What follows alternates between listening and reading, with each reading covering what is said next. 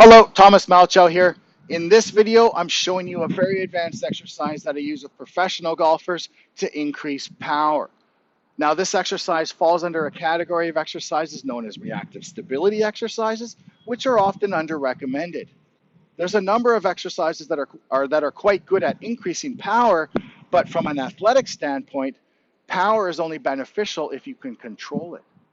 And when it comes to injuries, being able to decelerate and stabilize power is instrumental in protecting against low back pain and knee injuries, two of the most common types of injuries I see in golfers.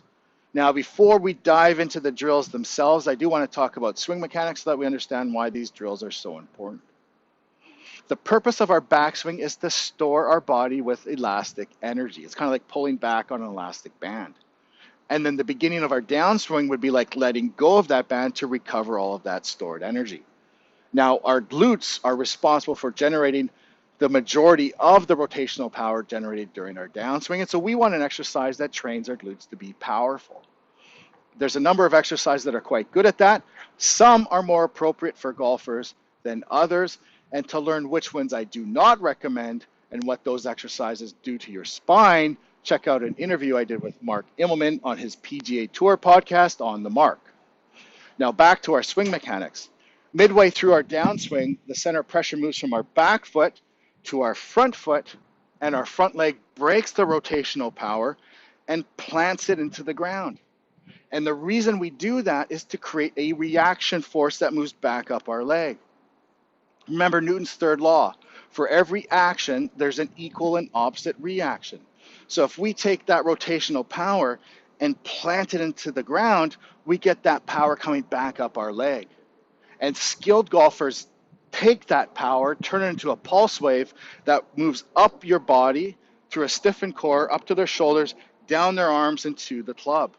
And this is how they generate so much club head speed. They essentially turn their body into a controlled whip. And so we want an exercise that not only trains our glutes to be able to store and recover elastic energy, but also our ability to break that power and plant it into the ground, because the better or more efficient we are at doing that, the higher the reaction force we will get and the higher our club head speed will be. So these drills are going to teach us to do that. Some of them you've seen in previous posts, but we're going to start at the most basic and progress through. So the first one is a lateral hop to stabilization. So I'm going to hop off of one leg and land on the other leg. We don't want to jump very far. The purpose is not about distance. It's about the stabilization. So I'm going to jump off my right foot and land on my left.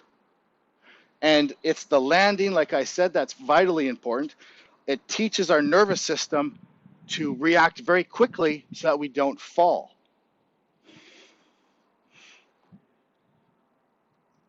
And this is how we start to increase the firing rate of the appropriate muscles. And we can progress this by moving the block further. And we would do so slowly. And eventually, we would move the block far enough where it's no longer a hop, it's now a jump.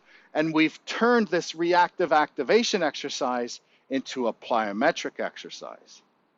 Now, plyometric exercises consist of three phases. There's the eccentric phase, where we load the muscles with elastic energy, and the concentric phase, where we capture, recover that energy, and turn it into movement. And in between the eccentric and concentric phase, there's the amortization phase.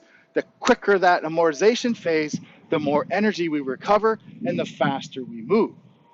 And so when we're talking about the glutes, the way we store or load the glutes with elastic energy is by hip flexion, adduction, and internal rotation. And so if I do that, I load my glute with energy. Now, if I do that and then just hang out here, I absorb all that energy, and I no longer get the benefit that I'm looking for. However, if I start to move right out of that position, I shorten that amortization phase, I start to recover more and more energy. And so the goal is to make that transition from loading to exploding very quick. But again, we still want to stabilize on our landing leg.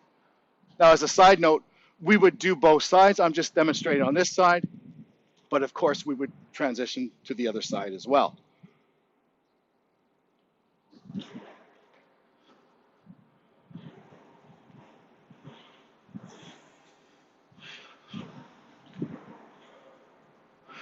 Now, we could progress this again by turning this into, instead of just a stabilization, to a vertical and stabilization.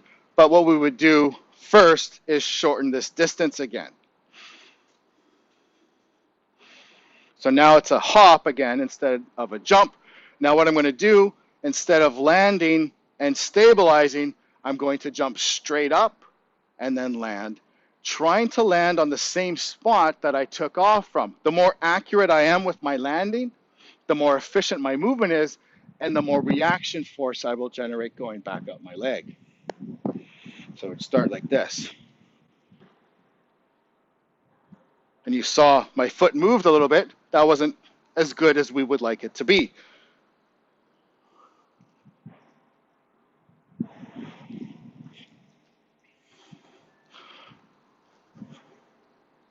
And then we would progress this by turning this from a hop to a jump, where now we have a plyometric exercise on one hip or one leg and a vertical jump on the other side. So now we're loading and training this glute to store and recover elastic energy, while training this leg to take that energy, plant it into the ground to create a reaction force.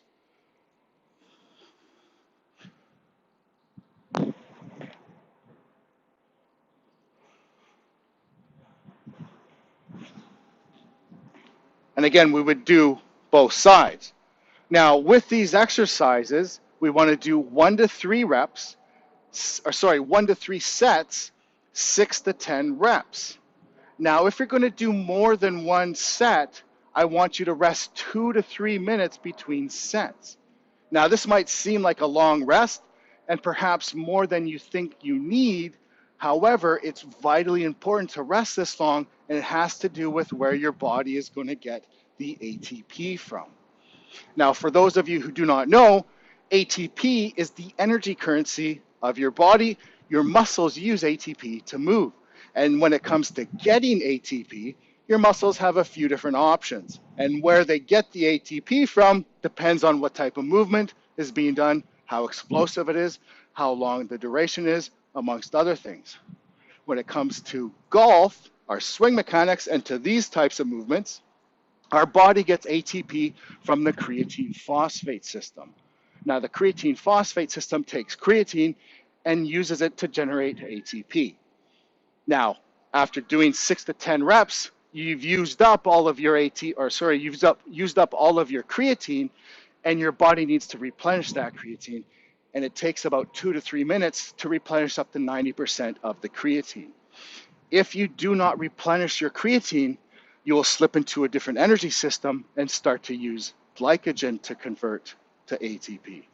And a byproduct of that metabolism is lactic acid. And so while you're doing these exercises, if you start to feel your legs are starting to burn, that's a clear indication that you're no longer using creatine and have switched to using glycogen. And that energy system is not the energy system we want to develop for golf. So if you're starting to feel the burn in your legs, take a break, take 2 to 3 minutes, maybe even closer to 3 minutes, to make sure that you replenish your creatine.